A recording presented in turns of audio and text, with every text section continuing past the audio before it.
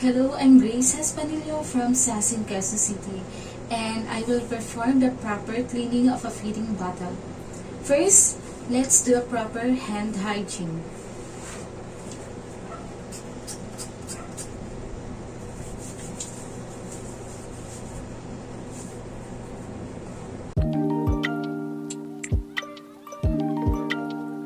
In order to save time and energy, prepare all the materials and equipments. You may use a mat to protect the surface from soap and water spills. Prepare 3 basins, feeding bottles that needs to be cleaned, baby bottle soap, bottle brush, sponge, bottle organizer, and bottle dry rack. Once all materials are ready, we can begin to clean the feeding bottles. Fill one basin with warm soapy water and use the appropriate soap. Fill one basin with clean water for rinsing and leave one empty. Is it a good idea to rinse the feeding bottles in running water to remove any leftover milk if you haven't done yet? Assemble the components of the feeding bottle such as cup, nipple ring, nipple, and the bottle itself. Soak in basin with warm soapy water.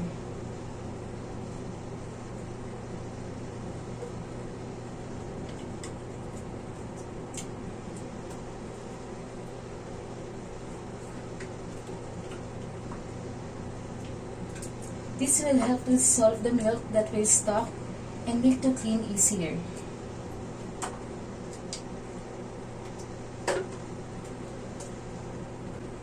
Clean the inside of feeding bottle using the bottle brush in a twisting motion.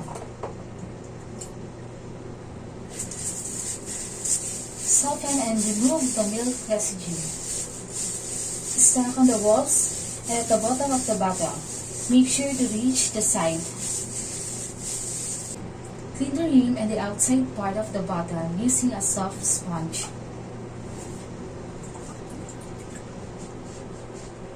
Is it ideal to maintain sponge specifically for washing the baby bottles only? Use the nipple brush on the rim if necessary.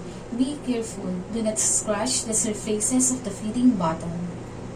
Separate them on the empty basin to identify which you have already soaked. Clean the cup using sponge. Be careful not to scratch the surfaces of the cup.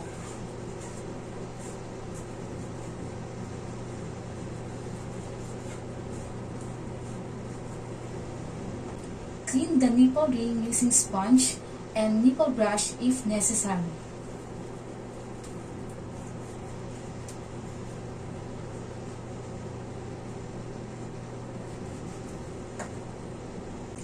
Clean the nipple using your hands and nipple brush.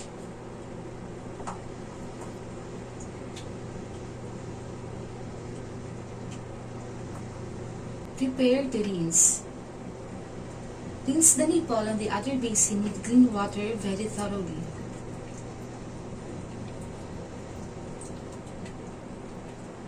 Repeat if necessary. Inspect for any tears and damages and place on the drying rack if they are fine.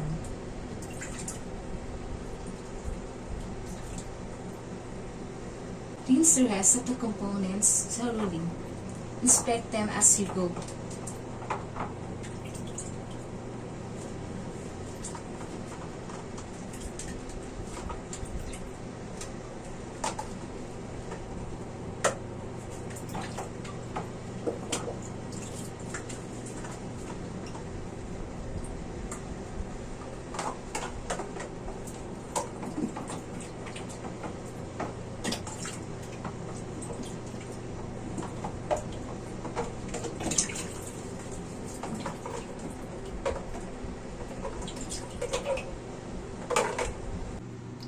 After drying, assemble the bottles and keep them in the bottle organizer. Do not keep or cover while wet because moisture causes microorganisms to form. If the baby is less than 12 months old, sterilize before use to ensure the baby is protected from infections that can cause vomiting or diarrhea.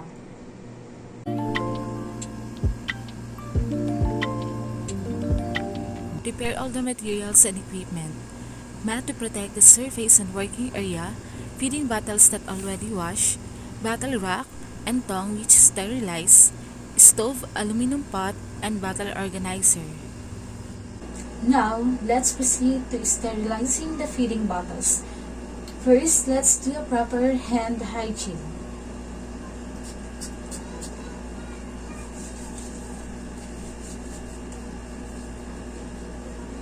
Before we begin, prepare all materials. Once all materials are ready, we can begin to sterilize the feeding bottles. Fill the sterilizer pot with 3/4 of water. Place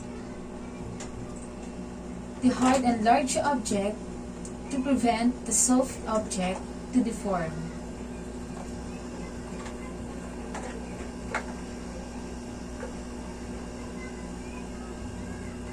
Cover the pot and turn stove on in medium and high heat.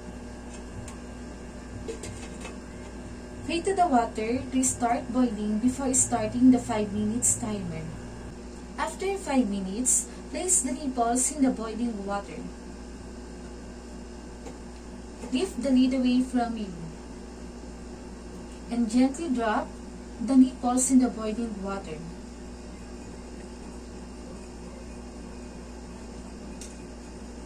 Cover the pot and boil for another 5 minutes. After 5 minutes, turn the stove off and carefully remove the cover. And transfer all items to the bottle rack to drip dry.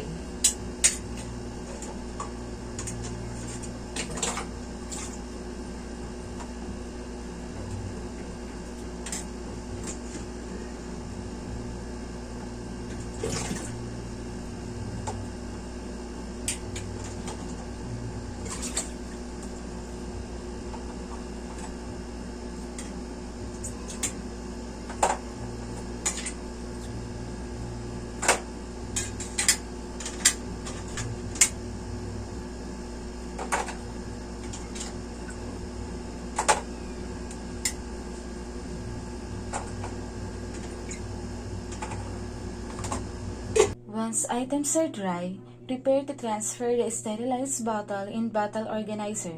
Perform proper hand hygiene and assemble the parts of the baby bottle.